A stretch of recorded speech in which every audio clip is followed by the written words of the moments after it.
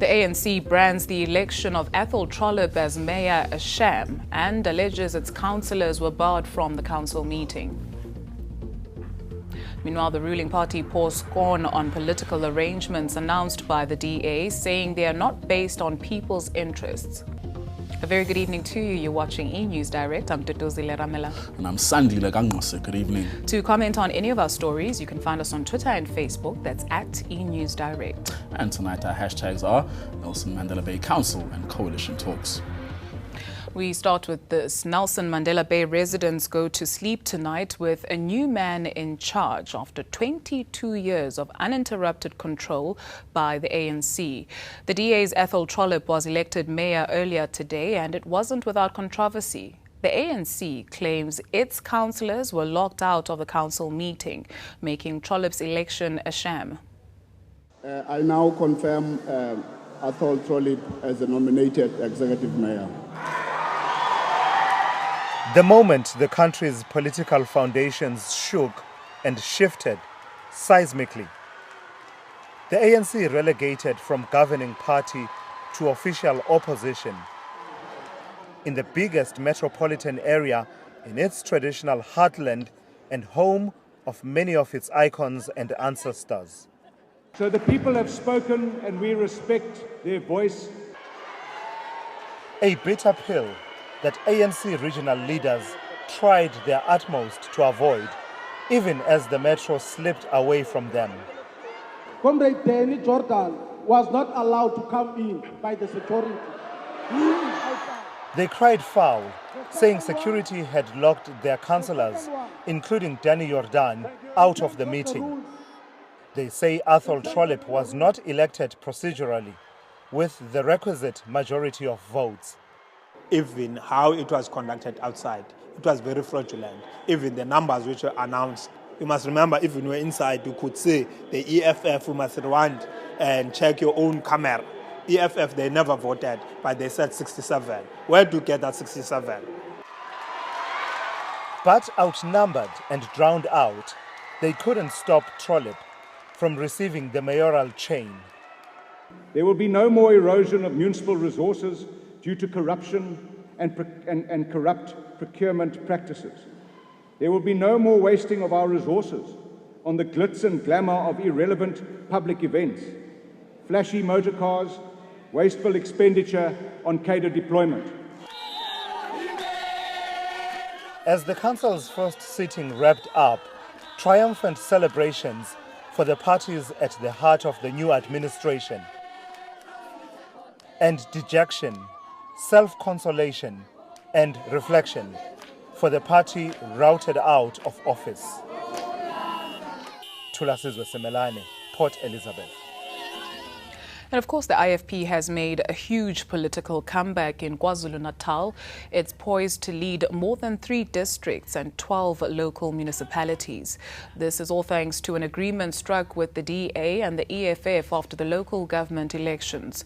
Both parties have agreed to vote for the IFP in all 6 hung municipalities. The IFP had a strong showing in the recent local government elections in KwaZulu-Natal, but faced a dilemma in 6 hung local municipalities and 3 district municipalities. The party decided to take action. We saw the need to engage with the Democratic Alliance and Economic Freedom Fighters.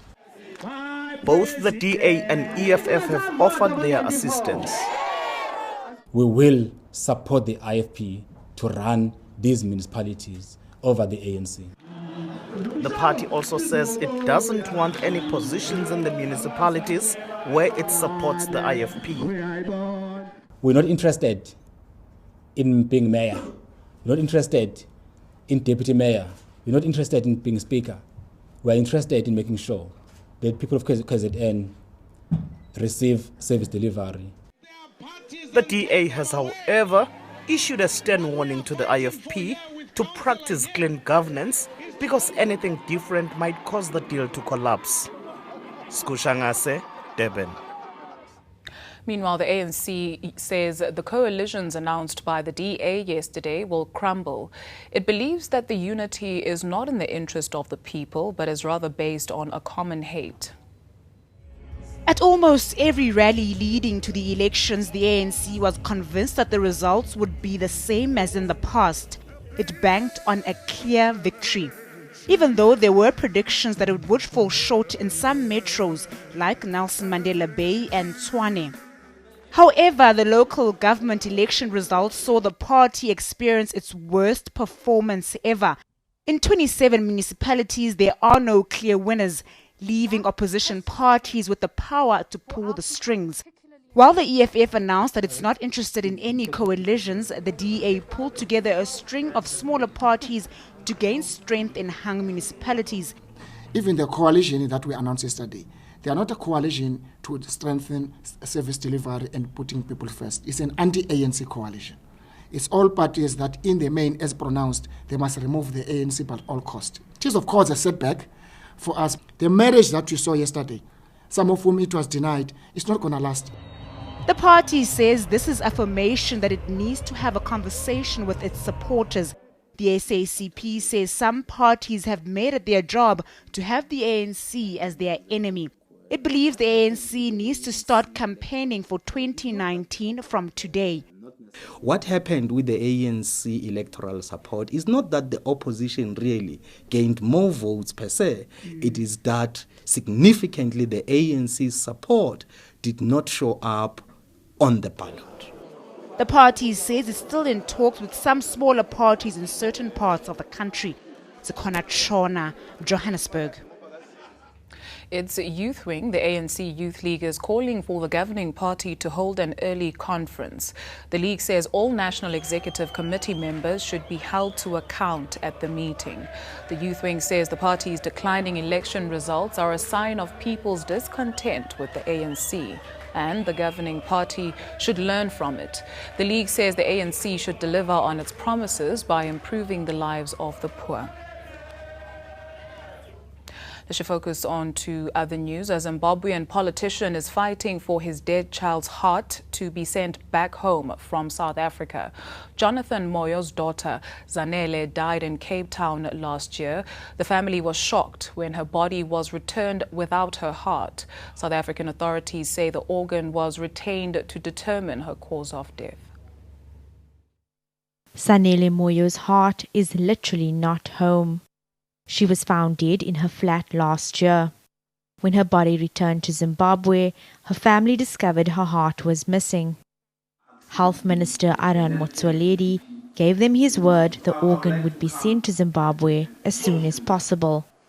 But almost a year later, the Moyos say they've lost confidence in South African authorities.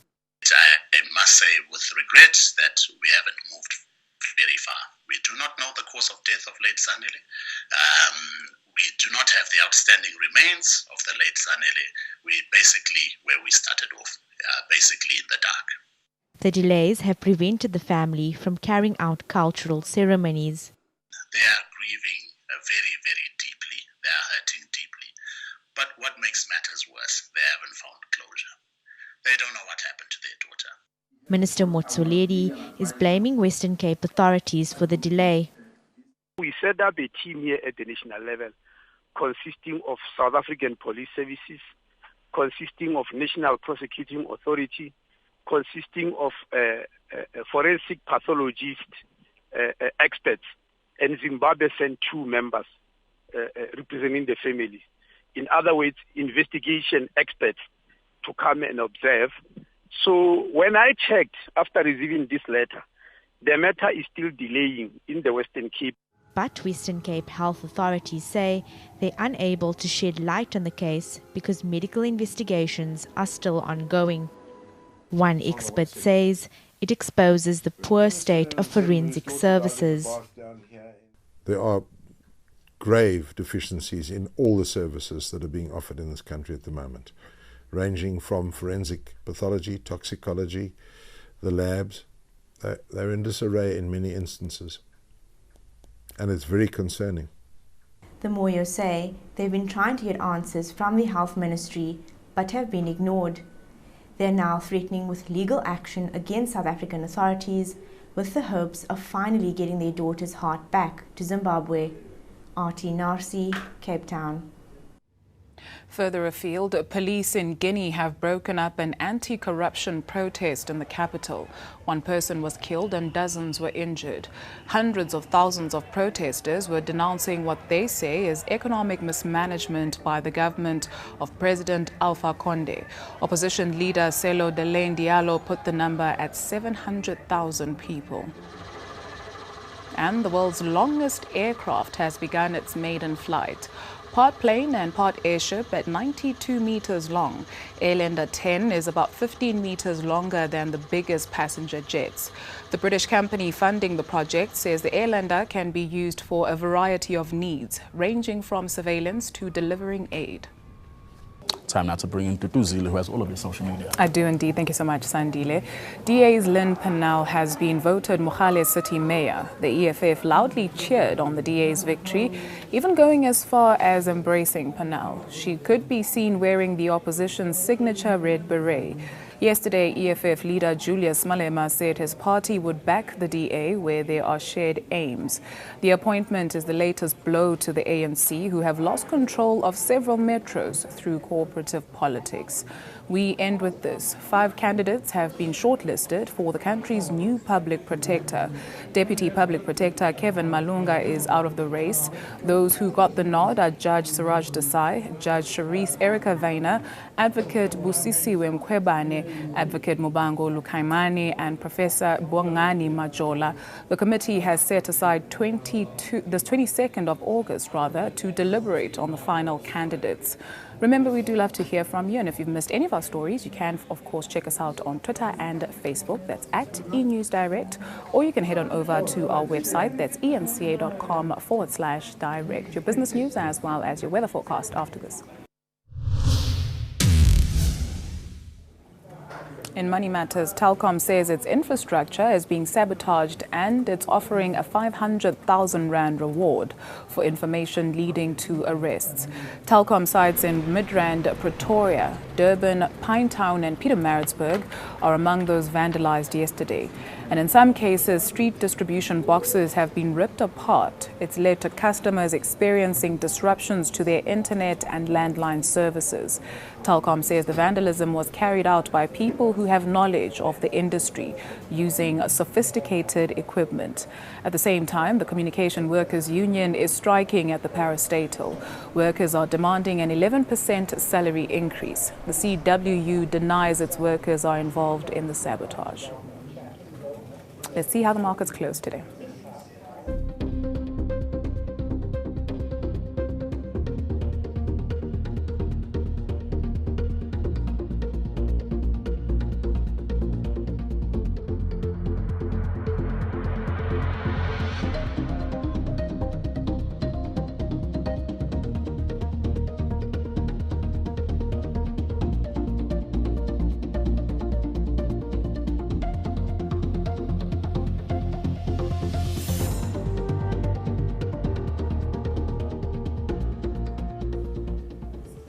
Let's check in with the Weather Center. Here's Joe Guy.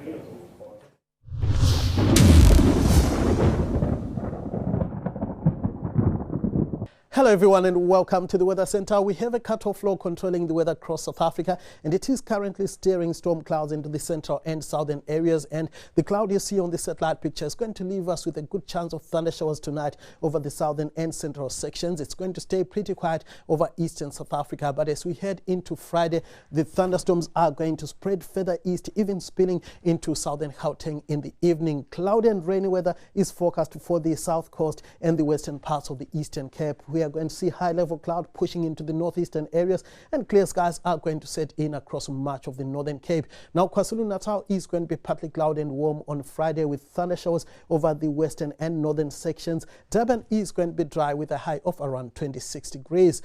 Rainy and stormy weather is forecast across much of the Eastern Cape, where temperatures are going to lie mostly in the lower to mid-20s for most places.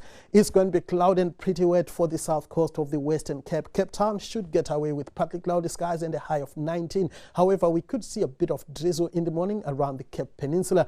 Clear skies are forecast for the Northern Cape. It's going to be warm in most areas. Thunder showers are expected, however, as we go towards Kimberley. Thunder showers are also forecast across much of the Free State, and temperatures here are going to lie in the lower 20s for much of the province. We are also going to see showers for much of the northwest. Zeerust and Rustenburg are going to be partly cloudy, both peaking at around 25 degrees. High cloud is forecast across much of Limpopo. It's going to be hot for Musina and Palabora, both hitting the 30-degree mark. A high of 30 is also forecast for Mbombela, mostly sunny for the Mpumalanga Highveld, with highs in the lower 20s. A partly cloudy Friday is forecast for much of Gauteng, with thunder showers in the evening for the southern areas. We are going to stay with rainy weather on a Saturday along the east coast and thunder showers across Gauteng, mostly sunny for western South Africa. But wintry weather is forecast on Sunday along the west and the south coast, and light rain is forecast for Richards Bay and Durban.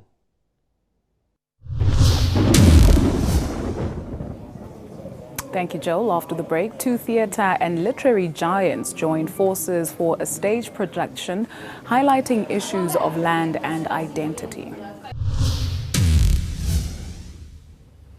Welcome back. A last chance to watch two of our theatre and literary giants on a collaborative first. Should be a good one. Renowned writer Zakes Mda and veteran actor and director John Kani bring you the stage production The Dying Screams of the Moon. It seems two women from opposite sides of the apartheid struggle navigate thorny issues like land, identity and patriarchy. Indeed. An all-female crew brings the text to life to commemorate 40 years of Johannesburg's Market Theatre.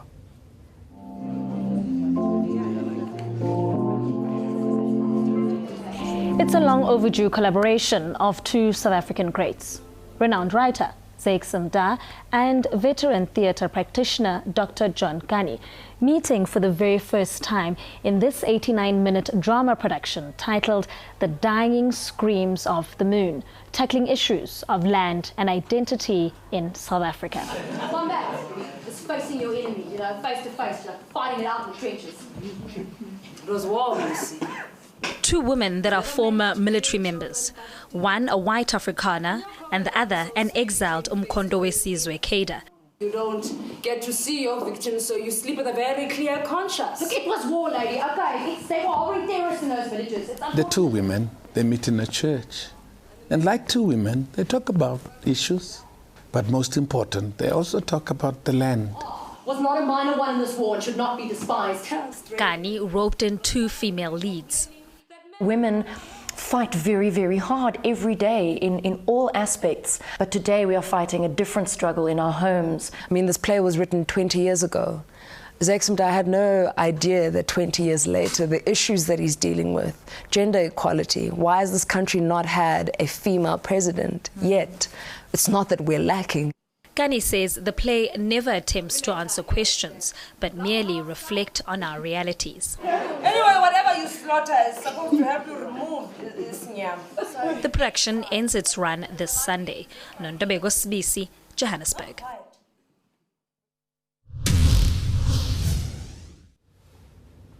A recap of your top stories. The ANC brands the election of Athol Trollip as mayor a sham and alleges its councillors were barred from the council meeting.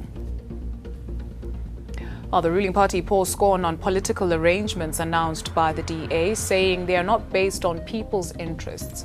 And that's a wrap from the eNews Direct team. Until next time, good night.